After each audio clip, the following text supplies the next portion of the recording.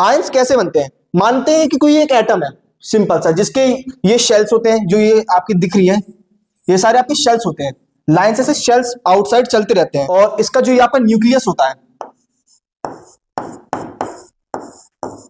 यहाँ पे मेंशन हो रखा है कि जो रेड कलर के पोर्शन में ये आपके एल्कलाइन मेटल्स है, जो ऑरेंज कलर के वो एल्कलाइन अर्थ के मेटल्स है, जितने येलो आपके ट्रांजिशन मेटल्स हैं, ये सारे ट्रांजिशन यानी कि इनकी प्रॉपर्टीज ट्रांसफर होती है इधर से उधर। जो यहाँ पे आपके अल्कलाइन मेटल्स होते हैं वो पॉजिटिव वन होते हैं, सारे के सारे पॉजिटिव वन चार्ज देते हैं क्योंकि सब पे एक इलेक्ट्रॉन एक्स्ट्रा होता है। Exception diamond. अब देख लो, डायमंड तो आपको नॉन मेटल है, फिर भी इतना ज्यादा हार्ड है, तो उसमें हार्डनेस है।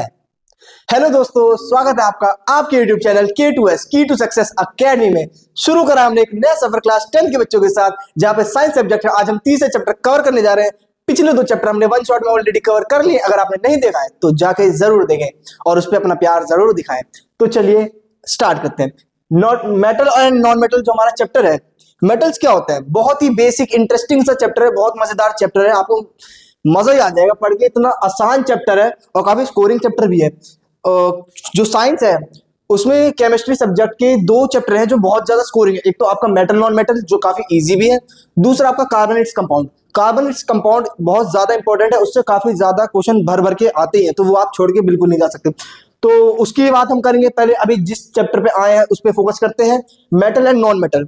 मेटल जो आपके धातु होते हैं और नॉन मेटल जो धातु नहीं होते हैं, बहुत ही सिंपल है। इन्हीं की हमको फिजिकल प्रॉपर्टीज पढ़नी है, केमिकल प्रॉपर्टीज पढ़नी है कि कैसे ये हार्ड होते हैं, कैसे इनको हम पतली शीट्स में कन्वर्ट करते हैं, तार में कन्वर्ट करते हैं, इनका कैसे कैसे यूज होता है, कैसे कैसे इनमें जंग लग जाता है तो उसकी प्रिवेंशन करनी है। और कुछ एक्सपेरिमेंट्स भी आसान आसान से एकदम मजेदार तरीके से लेक्चर को लेते हुए चलेंगे।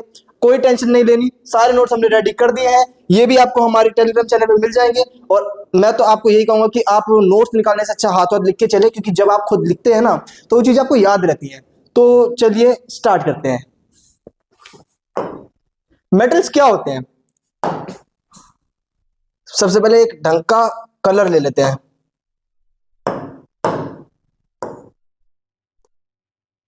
हाँ जी, मेटल्स क्या होते हैं? Metals are the category of elements known for their specific properties, जैसे हार्डनेस हो गया, डक्टिलिटी हो गया, उसका गुड कंडक्टर हो गया, लस्टर होता है, सोनरस। सोनरस क्या होता है?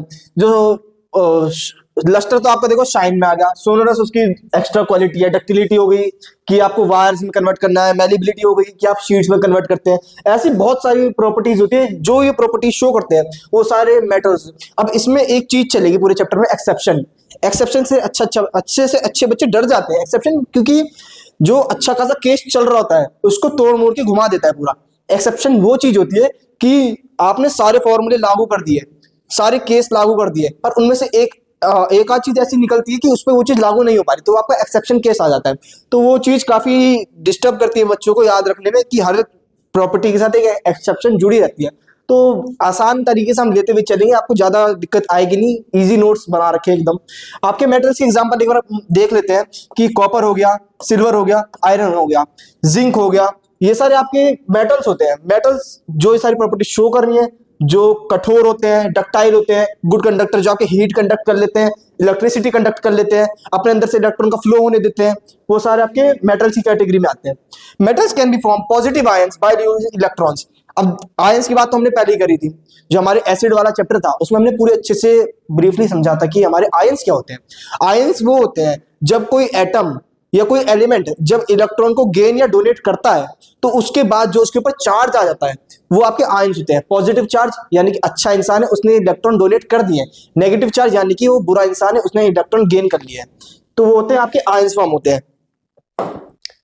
आयंस कैसे बनते हैं? मानते हैं कि कोई एक एटम है सिंपल सा, जिसके ये शेल्स होते हैं, जो ये आपकी दिख रही है, ये सारे आपके शेल्स होते हैं।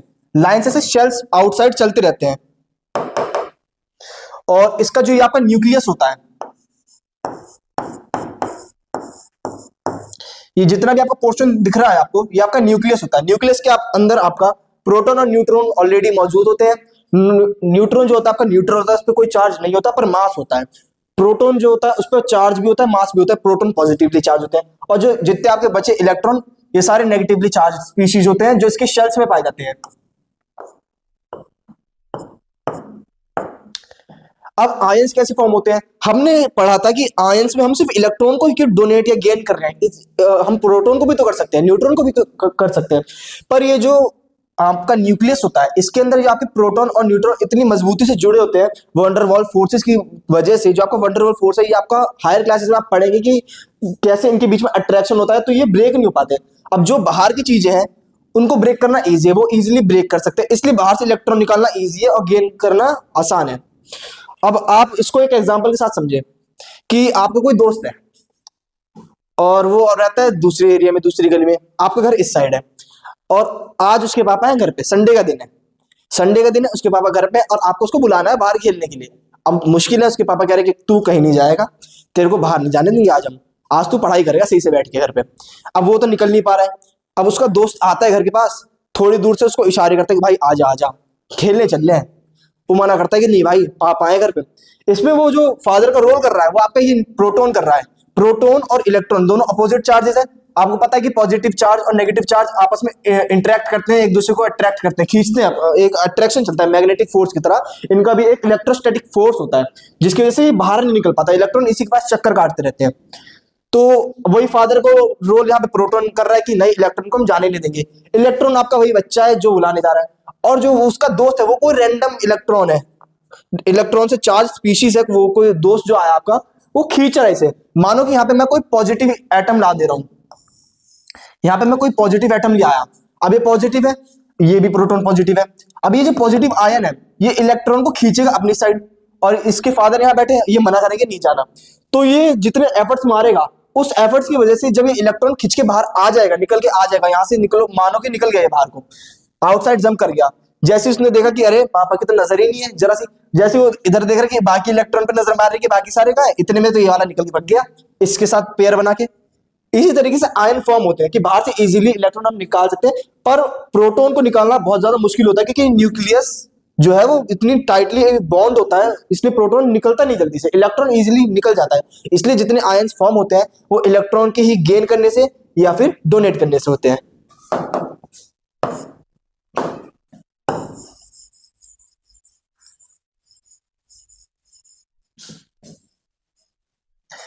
अब आपको पता कैसे चलेगा कि किस पे पॉजिटिव चार्ज आना है, किस पे नेगेटिव चार्ज आना है, किस पे कैसे रंग का चार्ज आना है?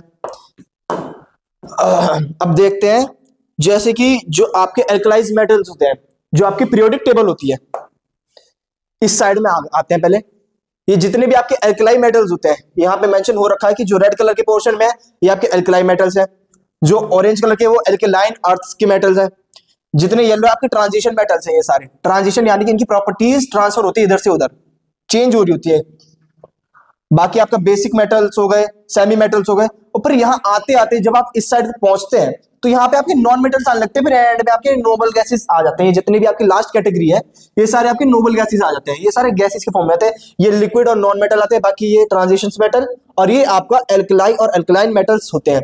तो अब आप ये चीज नोटिस करें कि इस साइड जो चीजें हैं वो मेटल है, इस साइड है जो नॉन मेटल है। मेटल हमेशा इलेक्ट्रॉन को डोनेट करना चाहेगा, हमेशा पॉजिटिविटी दिखाता है, एक अच्छाई दिखाता है कि हाँ आप ले लो।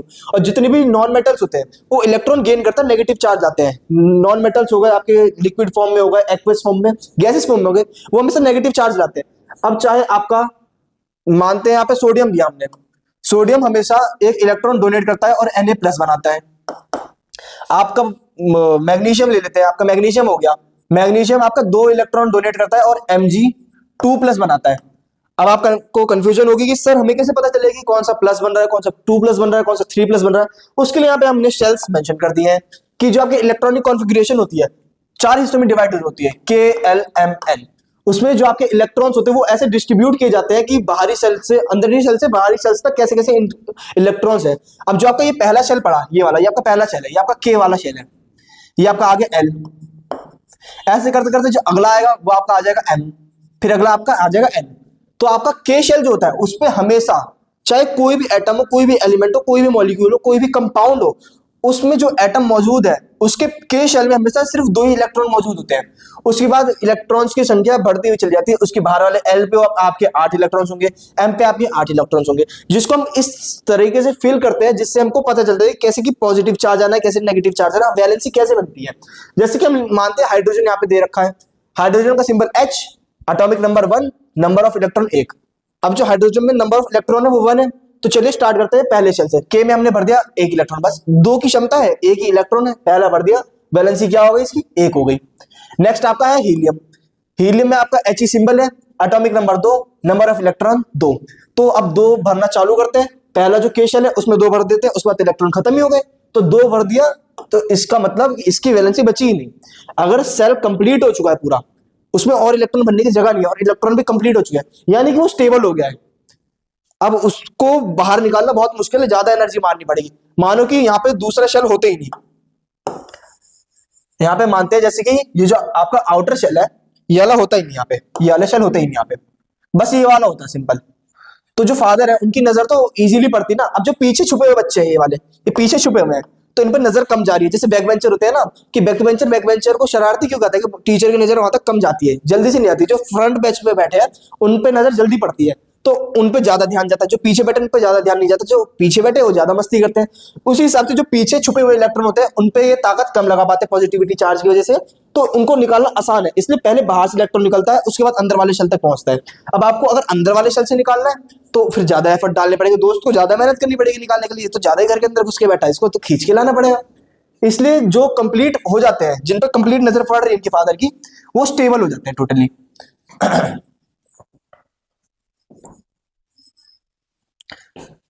अब जैसे चलते हैं, हम रैंडमली कोई नंबर उठा लेते हैं। हम लेते हैं यहाँ पे जैसे सोडियम ले लेते हैं। सोडियम का आपका सिंबल Na हो गया, एटॉमिक नंबर आपका 11 हो गया, नंबर ऑफ इलेक्ट्रॉन भी आपकी 11। अब आप देखो ना कि आप एटॉमिक नंबर भी सीक्वेंस में, नंबर ऑफ इलेक्ट्रॉन भी सीक्वेंस, तो आपको याद करने की ज्यादा एफर्ट्स डाल लेनी, इजीली लर्न हो जाएंगे। अब भरना चालू करते हैं। के में 2 आ गए आपके, पहले के में आपके 2 भर दिए, भर गया शेल। नेक्स्ट शेल पे चलते हैं, उसमें आपने 8 भर दिए, कितने थे टोटल 11, 2 यहां आ गए, 8 यहां आ गए, 10 हो गए कंप्लीट। अब बचा आपका 1। अब 1 इलेक्ट्रॉन सबसे आउटर शेल में आ गया, सबसे आउटर शेल में, यानी कि तीसरी शेल आ रही पीछे, उस पर भी 1 इलेक्ट्रॉन बैठा हुआ है। जब इन पे फादर की नजर कम है तो इस पे तो और ज्यादा कम होगी, इस पे और ज्यादा कम होगी, तो जो बाहर से दोस्त बुलाने आ रहा है वो सबसे पहले इसको खींच पाएगा ना, हर की है ये तो सबसे दूर बैठा है फादर से, इसको तो इजीली निकाल लूंगा। तो इस वाले इलेक्ट्रॉन को कर देता है डोनेट आपका जो सोडियम है, इसलिए इस पे आती है पॉजिटिव चार्ज। 1 इलेक्ट्रॉन डोनेट कर रहा है तो सोडियम पे आपका पॉजिटिव चार्ज बनता है हमेशा, जैसे अभी हमने देखा था अभी पीरियोडिक टेबल में कैसे इस पे पॉजिटिव चार्ज आता है। आपका मैग्नीशियम है, मैग्नीशियम के आउटर शेल में सिर्फ 2 ही इलेक्ट्रॉन है, तो इस पे मैग्नीशियम पे हमेशा 2+ चार्ज आता है। थोड़ा क्लियर कर लेते हैं, आपको दिक्कत ना हो पढ़ने में, नोट्स में। हाँ, सोडियम पे आपका पॉजिटिव चार्ज आया, मैग्नीशियम पे आपका 2+ आया। 2+ क्यों आया, क्योंकि उसने 2 इलेक्ट्रॉन डोनेट करे। अगर मानो कि 1 इलेक्ट्रॉन गेन करता तो 1 माइनस चार्ज आता, 2 इलेक्ट्रॉन गेन करता तो 2 माइनस चार्ज आता। ऐसे आपका पोटेशियम हो गया, पोटेशियम 19 उसके एटॉमिक नंबर है, 19 ही उसमें नंबर ऑफ इलेक्ट्रॉन्स है। पहले में 2 भरा, उसके बाद 8 भरा, उसके बाद 8 भरा, 18 यहां तक आपके कंप्लीट हो गए। अब 1 बचा, उसको लास्ट वाले में भर दिया। तो ऐसे करके आपके सेल्स भरे जाते हैं और इसी से आपकी वैलेंसी पता चलती है, जो सबसे आउटर बच रहा है। जैसे कि आप देख सकते हैं कि आप कैल्शियम है, कैल्शियम नहीं, हम ये वाला लेते हैं आर्गन। आर्गन आपका नोबल गैस होता है, क्यों, क्योंकि स्टेबल है। यहाँ पे 2 भर दिए, यहाँ 8 भर दिए, यहाँ 8 भर दिए, नंबर ऑफ इलेक्ट्रॉन खत्म हो गए और सेल्स भी कंप्लीट हो गए। अब ये स्टेबल हो चुका है कंप्लीटली, तो ये जल्दी से डोनेट नहीं करता। तो एक इंपॉर्टेंट पॉइंट आप लिखेंगे कि जो नोबल गैसेज होती है वो बहुत ज्यादा स्टेबल होती है, तो जल्दी से किसी के साथ रिएक्ट नहीं करती, बहुत ज्यादा स्टेबल होती है। अब आप सोच रहे हो कि जैसे कि यहाँ पे 1 बच रहा है तो 1 वैलेंसी हो गई, 2 बच रहा है 2 वैलेंसी, 3 4, तो ये 5 भी वैलेंसी होगी, 6 भी होगी, 7, तो नहीं बेटा ऐसे नहीं होती। जो आपकी 3 तक और 4 तक जाती है, यहाँ तक तो आपकी जाती है। इसके बाद ये जो आपकी 5वीं वैलेंसी होती है ये आपकी नेगेटिव जाने लगती है, यहां से लेके जो 5 से लेके 7 तक जाती है ये आपकी नेगेटिव जाने लगती है। आप 1 2 3 4 तक तो पॉजिटिव जा रहे हो, उसके बाद फिर आपको 8 माइनस करना पड़ेगा उसमें से। 5 में से 8 माइनस कर दे तो माइनस का 3 वैलेंसी आएगी, 6 में से माइनस करेंगे तो माइनस का 2 वैलेंसी आ गई, और 7 में से माइनस करेंगे तो माइनस का 1 वैलेंसी आएगी। अब जैसे आपका फ्लोरीन है, फ्लोरीन हमेशा 1 इलेक्ट्रॉन गेन करता है। गेन क्यों करता है, अब आप ये सोचो कि गेन क्यों कर रहा है वो। अब इसके आउटर शेल में 7 इलेक्ट्रॉन है। अब आप भी सोचो कि जो 7 इलेक्ट्रॉन को डोनेट करना इजी है या फिर 1 इलेक्ट्रॉन को गेन करके स्टेबिलिटी इजी है, क्या आसान पड़ेगा उसको ज्यादा, कि या तो वो 1 इलेक्ट्रॉन को गेन कर ले तो 7 से 8 हो जाएंगे, 8 हो जाएंगे, स्टेबिलिटी आ गई उसको तो वो खुश, या फिर 7 के 7 इलेक्ट्रॉन डोनेट करे तो फिर ये तो एम्प्टी होगा, ये वाला आपका फुलफिल है तो ये स्टेबल होगा। तो स्टेबिलिटी कैसे होगी, 1 गेन करके, तो ये 1 गेन कर लेता, इसलिए फ्लोरीन पे आपका माइनस का 1 चार्ज आता है। ऐसे आपका ऑक्सीजन हो गया, ऑक्सीजन को 2 गेन करने पड़ेंगे तो माइनस का 2 चार्ज आता है। नाइट्रोजन को 3 गेन करने पड़ेंगे तो माइनस का 3 चार्ज आता है इसके आयंस पे। तो ऐसे करके इनकी वैलेंसी यूज होती है। तो इसके लिए ज्यादा कुछ नहीं, आपको बस इस पीरियोडिक टेबल में नजर मारनी है। अब वैलेंसीज के लिए भी मैंने एक चार्ट लगा दिया है कि जहां पे आपके अल्कलाई मेटल्स होते हैं वो पॉजिटिव वन होते हैं, सारे के सारे पॉजिटिव वन चार्ज देते हैं क्योंकि सब पे एक इलेक्ट्रॉन एक्स्ट्रा होता है। जो उसके बाद अल्कलाइन अर्थ मेटल होते हैं वो +2 आयंस फॉर्म करते हैं, क्यों? क्योंकि उनपे आउटर शेल में 2 इलेक्ट्रॉन ज्यादा है। बाकी ये तो आपके सारे ट्रांजिशन मेटल्स हो गए। यहाँ से आपके +3 0, -3 -2 -1 0 0, क्यों? क्योंकि यहाँ पे आपके सारे नोबल गैसेस ऑलरेडी स्टेबल है, फुलफिल है, तो वहां से कुछ निकलना है नहीं। बाकी आपका लेंथेनॉइड एक्टिनॉइड इस पे आपको नजर मारने की जरूरत नहीं, आप हायर क्लासेस में पढ़ लेंगे। ये तो इसका पूरा बेसिक एक्सप्लेनेशन कि कैसे आयंस फॉर्म होते हैं, कैसे कैसे पूरा कन्वर्ट होता है कि यहाँ पे आपके मेटल है, वहां पे आपके नॉन मेटल है, नॉन मेटल आपके नेगेटिव आयंस बनाते हैं या आपके पॉजिटिव आयंस बनाते हैं। तो ऐसे ही करके आपको ज्यादा कुछ रटने की जरूरत नहीं है। हमने बताया था कि 1 से 20 तक आप याद कर लो, इतना काफी है। और 1 से 20 तक आप अगर आपको इसकी भी पूरी लर्न करने की ट्रिक चाहिए तो हम ट्रिक भी आपको देंगे जिसमें आप 5 मिनट, मात्र 5 मिनट के अंदर पूरी की पूरी टेबल लर्न कर लेंगे। अगर ट्रिक आपको चाहिए तो कमेंट में जरूर मेंशन करें, बहुत जल्दी ट्रिक आप तक पहुंच जाएगी। तो चलिए आगे चलते हैं। अब मेटल्स के टाइप्स होते हैं। मेटल्स 2 तरीके का होता है, एक होता है प्रीशियस और एक होता है आपका नोबल। नोबल मेटल क्या होता है? Noble metals are a group of metals that are highly resistant to corrosion and oxidation. वो मेटल्स जो आपके रेजिस्ट करते हैं कोरोजन को, जंग नहीं लगती इनमें जल्दी से। ऐसे मेटल्स जो रेजिस्ट करते हैं जंग लगने को और ऑक्सीडेशन होने को, ऑक्सीडेशन की उसके साथ प्रोसेस नहीं हो सकती। कौन से मेटल्स होते हैं? आपका जिंक हो गया। जिंक क्यों होता है? क्योंकि जिंक ही जब हमको कोरोजन हटाना होता है आयरन के ऊपर से तो हम कोटिंग करते हैं, उसके ऊपर जिंक की कोटिंग करते हैं तो उसको गैल्वेनाइजेशन कहते हैं। तो वो आपके नोबल मेटल्स हो गए। और प्रीशियस, प्रीशियस तो आपको नाम से पता चल रहा है जो पैसे होते हैं यानी कि महंगे होते हैं बहुत ज्यादा। आपका सोना हो गया, गोल्ड, चांदी हो गया, सिल्वर, मरकरी हो गया, जो आपके थर्मामीटर में होता है मरकरी, पारा जैसे कहते हैं पारा, हाँ वो होती है मरकरी। तो ये सारे आपके प्रीशियस हो गए जो कीमती होते हैं बहुत ज्यादा। Precious metals are rare naturally occurrence metallic chemical elements of high economic value. They are often used in jewellery industry and investments. ये था टाइप्स ऑफ मेटल की नोबल और प्रीशियस कैसे कैसे होते हैं। तो आइए आगे बढ़ते हैं चैप्टर को लेके। अब आती है नोबल नॉन मेटल की बात। नॉन मेटल क्या होते हैं? जो आपके एक्वस फॉर्म में या फिर गैसेस फॉर्म में मिल जाते हैं वो आपके नॉन मेटल हो गए। बहुत ईजी है, मेनली आपके मेटल से सवाल आएगा, प्रीवियस पे नजर मार लेते हैं कि नॉन मेटल वो होते हैं जो जिनमें हमने मेटल में क्या पढ़ा था कि जो कुछ खासियत थी वो प्रॉपर्टी शो कर रहा है कि हार्डनेस है, डक्टिलिटी है, मैल्लेबिलिटी है, सोनोरस है, लस्टर है, ये सारी प्रॉपर्टीज अगर शो कर रहा है तो वो आपका मेटल हो गया। ये सारी प्रॉपर्टी शो नहीं कर रहा तो आपका नॉन मेटल हो गया कि non hard, ductile, good conductor, lustre, sonorous. Example आपका कार्बन हो गया, ऑक्सीजन हो गया, नाइट्रोजन हो गया, सल्फर हो गया। ये सारे आपके पीरियोडिक टेबल में इस साइड लाई करते हैं, जो जितने भी आपके नॉन मेटल है। इधर वाले आपके हो गए सारे metallic. Those elements which form negative ions by gaining electrons are called non metal. जैसे मैंने अभी बताया थोड़ी देर पहले ही कि जितने भी मेटल्स इलेक्ट्रॉन डोनेट कर रहे हैं वो तो उनसे पता चल रहा है कि हाँ इसने अगर डोनेट करा तो ये मेटल हो गया, और अगर ये गेन कर रहा है तो ये नॉन मेटल हो गया। अब आते हैं फिजिकल प्रॉपर्टीज की तरफ, जो हमने ये सब तब से हम बोले, आप भी सोचे सर क्या कह रहे हो कि चलो हार्डनेस तो समझ आता है, लस्टर, सोनोरस, मैलेबिलिटी, डक्टिलिटी, क्या है ये सब। तो इसी को अब हम थोड़ा ब्रीफली समझते हैं कि ये चीज होती क्या है। तो फिजिकल स्टेट पे आते हैं। सबसे पहले फिजिकल स्टेट आपका मेटल का जो होता है, metal exist in solid state. आप तो देखा होगा लोहा हो गया आपका, सोना, चांदी, जितनी भी मेटेलिक चीजें होती हैं आप डेली बेसिस पे यूज करते हो, ये सारी चीजें सॉलिड स्टेट में पाई जाती है। और नॉन मेटल कहते हैं वो हर स्टेट में होती है। आपके non metal solid, liquid, gas हर फॉर्म में होती है। सॉलिड आपकी लकड़ी हो गई, पत्थर हो गया, ये आपके नॉन मेटल हो गए। गैसेस आपकी ऑक्सीजन ले लेते हैं, और लिक्विड स्टेट में आपका पानी हो गया। ये सारी चीजें आपकी हर फॉर्म में करती हैं। अब मेटल की जैसे मैंने बताया कि एक्सेप्शन जो होते हैं वो बहुत ही दिक्कत देंगे, बहुत ज्यादा प्रॉब्लम क्रिएट करते हैं, पर ज्यादा इससे कुछ पूछा नहीं जाता। जो आपके इंपॉर्टेंट एक्सेप्शन होंगे वो आपको बताते हुए चलेंगे।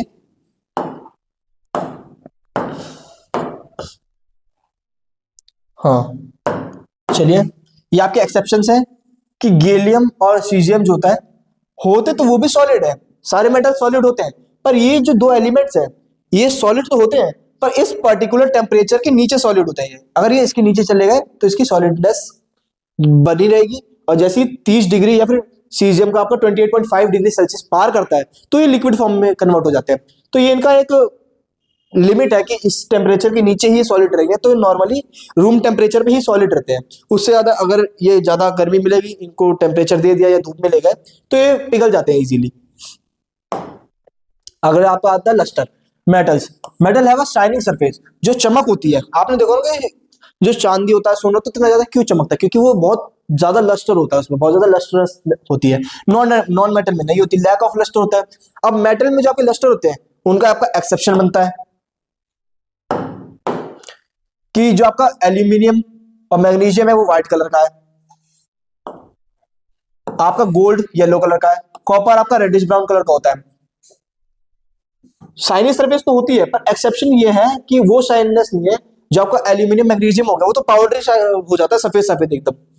गोल्ड आपका येलो होता है, जो आपका ज्वेलरी बनने से पहले, ज्वेलरी बनाने के बाद तो पॉलिश मारते हैं उस पर, तो वो चमक मारता है बहुत ज्यादा। कॉपर तो आपने देखा ही, कॉपर के बर्तन जो आप यूज करते हैं उसमें इतनी ज्यादा शाइन नहीं रहती, वो बस जब नया नया रहता है तभी चमक रहता है। क्यों? क्योंकि उस पर भी पॉलिश होती है स्टार्टिंग में।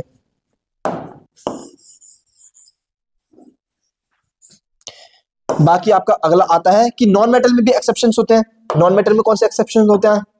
नॉन मेटल के एक्सेप्शंस है आप पे आयोडीन, I2 और ग्रेफाइट। ग्रेफाइट होता है जो आप पेंसिल की नोक यूज करते हो, वो ग्रेफाइट होती है। उसकी जो निप होती है उस पे भी तो चमक होती है, होता वो नॉन मेटल है, होता वो एक कार्बन का ही वो है, आइसोट्रॉप होता है, एलोट्रॉप होता है, सॉरी एलोट्रॉप होता है। जो कार्बन होते हैं वो एलोट्रॉप फॉर्म करते हैं। आपका कार्बन हो गया, वो बनता है डायमंड, ग्रेफाइट और फ्लोरेंस। ये तीन आपके एलोट्रॉप फॉर्म होते हैं। मतलब होता तो वो कार्बन ही है, पर वो ऐसे उनके एटम्स फिक्स हो जाते हैं, अपनी पोजीशन फिक्स करते हैं, जिसकी वजह से उनकी क्वालिटी ही चेंज हो जाती है एकदम। तो ग्रेफाइट आपका होता तो नॉन मेटल है, क्योंकि वो कार्बन से बना है, कार्बन नॉन मेटल हुआ आपका, वो नॉन मेटल है। फिर भी आप देखोगे कि कितनी चमक मारता है, जो पेंसिल की निप होती है वो शाइन बहुत तेज मारती है, तो उस पर लस्टरनेस तो है, पर वो नॉन मेटल है। तो नॉन मेटल की हो गई एक्सेप्शन और ये हो गई मेटल की एक्सेप्शंस। आगे चलते हैं। हार्डनेस, जो हार्डनेस होती है, देखो एलोट्रॉप्स यहाँ पे हमने मेंशन करा है कि एलोट्रॉप्स जो होते हैं आपके, ये ग्रेफाइट हो गया। ग्रेफाइट का स्ट्रक्चर कुछ ऐसा ही होता है।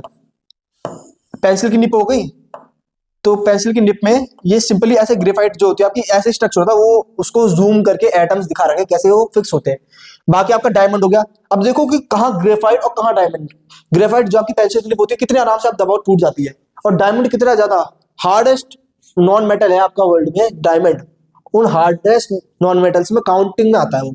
तो उसका स्ट्रक्चर कुछ ऐसे होता है कि उसकी हार्डनेस इतनी ज्यादा हो जाती है कि टूट नहीं सकता जल्दी से। और ऐसे ही आपका फ्लोरेंस होता है जो स्पेरिकल शेप में होता है थोड़ा आपका।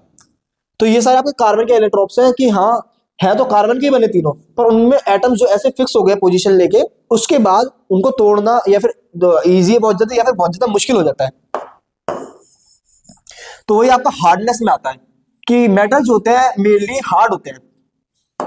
ज्यादातर जितने भी आपके मेटल्स होंगे वो हार्ड ही होते हैं, और नॉन मेटल्स हार्ड भी होते हैं और सॉफ्ट भी होते हैं नेचर में।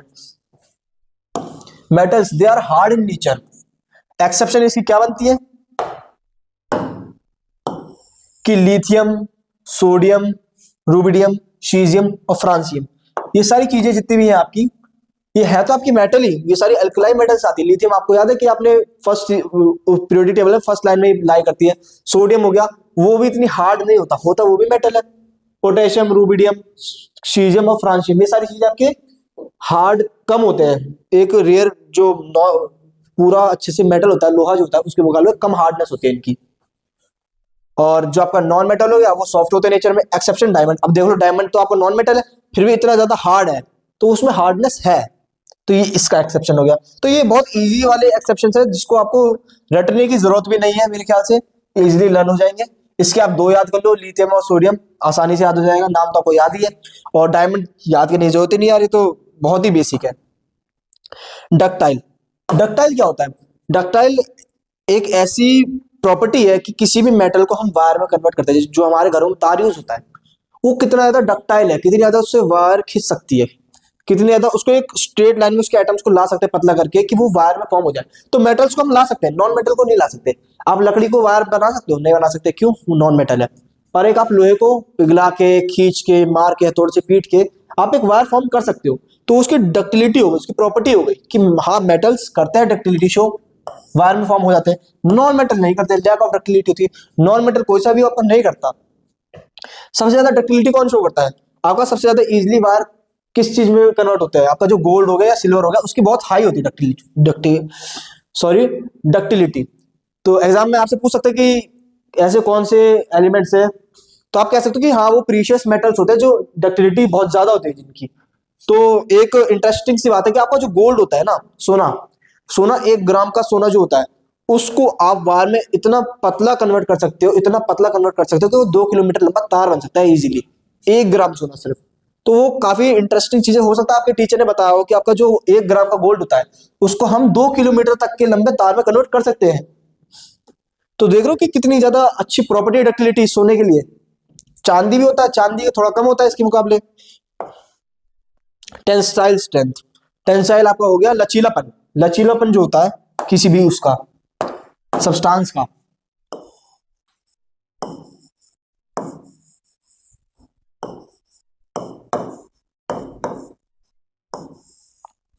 जो आपका लचीलापन होता है वो आपकी टेंसाइल स्ट्रेंथ होगी। जैसे कि हम एक एग्जांपल लेके चलते हैं।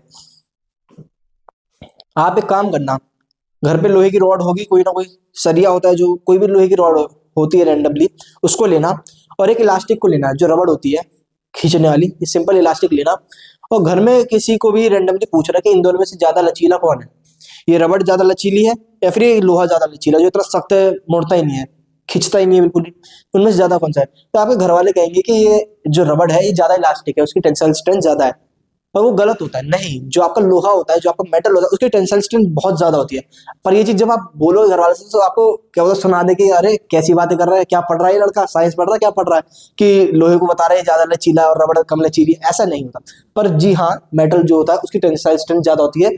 जब आपको उसको खींचोगे तो एक रबड़ के मुकाबले ज्यादा खिंच जाएगी। जो उसकी एक लिमिट होती है, आप रबड़ को एक लिमिट तक खींच सकते हो, उसके बाद वो टूट जाएगी। पर लोहे को जब आप खींचोगे, भले इसमें ताकत ज्यादा लगनी है, ये चीज नोटिस करो कि आपको ताकत ज्यादा लगनी है, पर उसको जब आप खींचोगे तो खींचते खींचते ज्यादा खींच सकता है रबड़ के मुकाबले। तो वही आपकी टेंसाइल स्ट्रेंथ होती है कि मेटल की वो होती है बहुत ज्यादा और नॉन मेटल की कम होती है बहुत ज्यादा, या ऑलमोस्ट नहीं होती, ना के बराबर ही होती है। आप किसी लकड़ी के टुकड़े को खींच सकते हो? नहीं खींच सकते ना। कोई लिक्विड फॉर्म है उसको तो आप खींच ही नहीं सकते, गैस है उसको आप खींच ही नहीं सकते। तो metals they have very high tensile strength. Exception इसके बनते हैं एल्कलाई मेटल्स, जितने भी होते हैं आपके, जितने भी आपके एल्कलाई मेटल्स बनते हैं ये सारे। एल्कलाई मेटल्स कौन से हैं आपके, अभी हमने यहाँ पे देखा था, ये सारे आपके एल्कलाई मेटल्स हैं। ये जितने भी रेड पोर्शन में है ये आपके एल्कलाई मेटल्स हैं। ये रेड पोर्शन वाले ये आपके एल्कलाई मेटल्स हैं और ये एल्कलाइन अर्थ मेटल्स हैं ये सारे। तो ये जितने एल्कलाई मेटल्स हैं, आपका लिथियम हो गया, सोडियम, पोटेशियम, रूडियम, सीजियम और फ्रांशियम, ये सारे आपके एल्कलाई मेटल्स होते हैं। तो देखते क्या बात थी इसकी। हाँ, तो जो एल्कलाई मेटल्स होते हैं उनकी टेंसाइल स्ट्रेंथ कम होती है, होते वो है पूरी पीरियोडिक टेबल में ये मानते हैं कि ये इधर जितने वो मेटेलिक नेचर शो करते हैं, लेकिन जो एल्कलाई मेटल्स होते हैं वो मेटेलिक की प्रॉपर्टीज में थोड़ा दिक्कत क्रिएट करते हैं। एक्सेप्शन उन्हीं की तरफ से ज्यादा है कि होता है ना कि जिसके पास ज्यादा पैसा आ जाता है तो उसको अकड़ चढ़ जाती है, जिसके पास ज्यादा खूबी आ जाती है वो होता है ना कि हाँ आसमान में घूम रहा है, जमीन पे आ जा। तो वही इनका है कि ज्यादा ही मेटेलिक नेचर इनको हमने दे दिया कि हाँ सबसे ज्यादा मेटेलिक है, तो वो एक्सेप्शन भी दिखाने लग गए, अब ज्यादा ही नखरे करने लग गए कि हाँ हम तो दिक्कत क्रिएट करेंगे। अब टेंसाइल स्ट्रेंथ देख लो, टेंसाइल स्ट्रेंथ मेटल की हमेशा होती है, पर जो सबसे ज्यादा इधर हो गए आपके एल्कलाई मेटल्स हो गए वो कम टेंसाइल हो गए, नॉन मेटल्स हो गए आपके जो शो ही नहीं करते, टेंसाइल स्ट्रेंथ शो ही नहीं कर रहे। अब नेक्स्ट आपका आता है सॉल्युबिलिटी। सॉल्युबिलिटी हमारा घुलनशीलता जो होती है किसी भी चीज में घुलने की क्षमता। तो जो आपके मेटल्स होते हैं वो सॉल्यूबल तो होते हैं सॉल्वेंट में, पर नॉन मेटल जो होते हैं वो किसी पर्टिकुलर ही सॉल्वेंट में सॉल्यूबल होते हैं।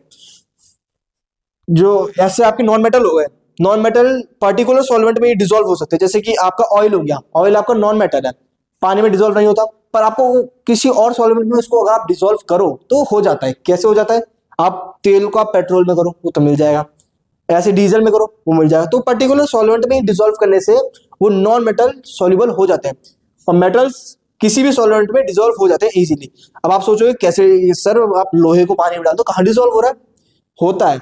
आपने देखा होगा कि डॉक्टर कहते हैं कि तांबे के बर्तन में पानी पियो, तांबे का गिलास लो, तांबे का मटका रखो घर में, जिससे सेहत बनी रहेगी। क्यों बनी रहेगी, ताकि जब हम उसमें डालेंगे तो उसकी खूबियां जो है वो उसमें पहुंचती है, तो वो उसकी सॉल्युबिलिटी ही हो रही है कि उसकी कुछ खूबियां हैं, उसके जो एटम्स है वो उस पानी में मिल जा रहे हैं, तो वो अपनी जो खासियत है वो पानी को दे रहा है, वो उसकी सॉल्युबिलिटी हो गई। तो हर मेटल करता है ऐसे। आप लोहे के ग्लास में भी रखोगे, स्टील के ग्लास में भी रखोगे तो स्वाद डिफरेंट आता है। आप ग्लास कांच के ग्लास में पी लो और स्टील के ग्लास में पी लो, स्वाद डिफरेंट आता है। क्यों आता है, वही उसकी सॉल्युबिलिटी की वजह से ही होता है।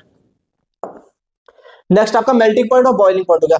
अब ये तो बहुत सी कॉमन सी चीज है कि मेल्टिंग पॉइंट मेटल्स का ज्यादा होता है और नॉन मेटल्स का कम होता है। मेटल्स का हाई होता है, उसमें भी एक्सेप्शंस देखो आ गए फिर से एल्कलाइन मेटल्स आपके, वही बदतमीजी दिखा रहे हैं कि नहीं भाई हम पे तो ज्यादा खासियत है, हम तो भाई दिखाएंगे ये चीज करेंगे हम तो आपके एक्सेप्शंस एल्कलाइन मेटल यहाँ शो कर रहे हैं। बाकी तो मेनली आपके सारे मेटल्स की हाई मेल्टिंग बॉइलिंग पॉइंट होती है और नॉन मेटल्स की लो मेल्टिंग पॉइंट और बॉइलिंग पॉइंट होता है। अब नॉन मेटल में भी आपका एक्सेप्शन बनता है डायमंड। डायमंड इतना ज्यादा सख्त है, इतना ज्यादा वो करता है, हार्ड है कि एक्सेप्शन दिखाता है बहुत सी जगहों पे। डायमंड का टेम्परेचर आप देखो कि 3430 डिग्री सेल्सियस तक उसको हीट करना पड़ता है, तब जाके वो कन्वर्ट होता है लिक्विड फॉर्म में। तो सोचो कि उसको ज्वेलरी बनानी इतनी मुश्किल होती है, तभी तो उसकी वैल्यू इतनी ज्यादा कि एक तो वो सुंदर है और दूसरा उसको इतनी मेहनत से कन्वर्ट करते हैं, इसलिए वो थोड़ी दिक्कत क्रिएट करता है, इसलिए उसकी वैल्यू इतनी ज्यादा है। मैलिबिलिटी हो गई आपकी, जब भी आप किसी लोहे को हथौड़ा मार मार के, आप पीट पीट के उसको शीट में कन्वर्ट करते हो। ये तो आपने देखा होगा ना कि ऑनलाइन भी आपने प्लेटफॉर्म्स पे देखा होगा कि कोई औजार बन रहा होता है तो उसको मशीन से पीट रहे होते हैं, चाहे ब्लेड स्मिथ्स होते हैं वो भी पहले हथौड़े से मार मार के उसको चपटा करते हैं लोहे को, चाहे वो किसी भी शेप में हो। तो वही उसकी मैलिबिलिटी हो गई कि कौन सा कितना ज्यादा। तो मेटल को हम कर सकते हैं, नॉन मेटल को नहीं कर सकते। नॉन मेटल आपका कपड़ा होगा, पीट पीट के चपटा कर दोगे, नहीं कर सकते, वो वैसे का वैसे ही रहेगा। आपका लकड़ी होगा, पीट पीट के चपटा कर दोगे, नहीं कर दो, टूट जाएगा। पर लोहे को जब तक आप पीटोगे टूटेगा नहीं, पहले वो चपटा होना चालू होगा एक स्पेसिफिक टेम्परेचर पे। हाँ, पर ये डिपेंड करता है वो एक स्पेसिफिक टेम्परेचर पे, क्योंकि जब आप ठंडे टेम्परेचर में लोहा पीटोगे तब तो वो टूट जाएगा क्योंकि इसकी स्ट्रेंथ कम हो जाती है ठंडे की वजह से। तो वही आपकी मैलिबिलिटी बताता है कि मेटल होता है उसको बीटन इनटू थिन शीट, जैसे कि आपका गोल्ड हो गया, सिल्वर हो गया, वो बहुत ज्यादा मैलिएबल होता है, वो बहुत ज्यादा आप मारोगे तभी तो जो गोल्ड होता है वो तार में क्यों कन्वर्ट हो रहा है, क्योंकि वो अच्छा डक्टाइल है, इजिली कन्वर्ट हो रहा है, उसके एटम्स इतने अच्छे बॉन्ड हो चुके हैं कि वो टूट नहीं रहे। ऐसी मैलिबिलिटी शो करता है कि जितना आप मारो वो आपस में बिखरते चले जाएंगे, ऐसे शीट में कन्वर्ट हो जाएंगे पतली। तो ऐसी गोल्ड और सिल्वर आपका अच्छी मैलिबिलिटी शो करते हैं। और नॉन मेटल बिटर होता है, कठोर होते हैं नेचर में, उसको आप नहीं कर सकते शीट में कन्वर्ट। आगे चलते हैं। एलॉय। एलॉय क्या होता है आपका? एलॉय आपका एक ऐसा मिक्सचर होता है पर्टिकुलर सॉल्वेंट्स का, एलिमेंट्स का, कि वो मिक्स करने के बाद एक अलग ही खासियत आ जा रही है। जैसे आपने स्टेनलेस स्टील तो सुना होगा कि आपकी घड़ियां होती है उनके पीछे स्टेनलेस स्टील लिखा होता है, जो आपके ग्लास होते हैं वो स्टेनलेस स्टील के होते हैं, बर्तन आपके स्टेनलेस स्टील के आपने देखे होंगे, ग्रिल्स जो आपके घर के आगे लगी होती है वो बहुत तो लोग स्टेनलेस स्टील की यूज करते हैं।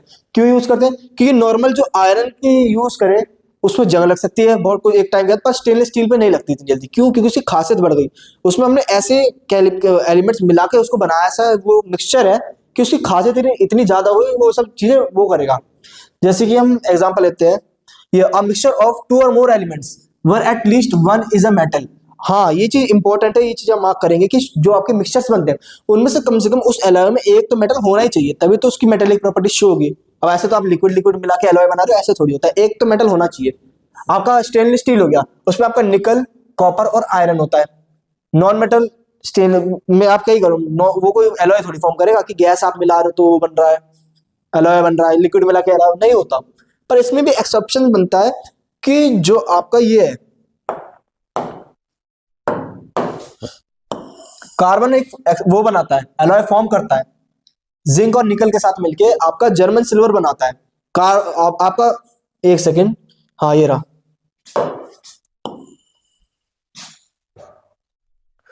एक स्टील फॉर्म होता है आयरन के साथ, जब कार्बन मिलता है तो स्टील वो बनाता है, एलॉय बनाता है। अब कार्बन तो नॉन मेटल हो गया, पर आयरन तो आपका मेटल है ना, आयरन तो आपका मेटल है, एक चीज तो पूर्ति हुई कि हाँ एक मेटल तो होना चाहिए। अब वो नॉन मेटल है, वो अब एक्सेप्शन का केस आ गया तो वो स्टील बना दे रहा है।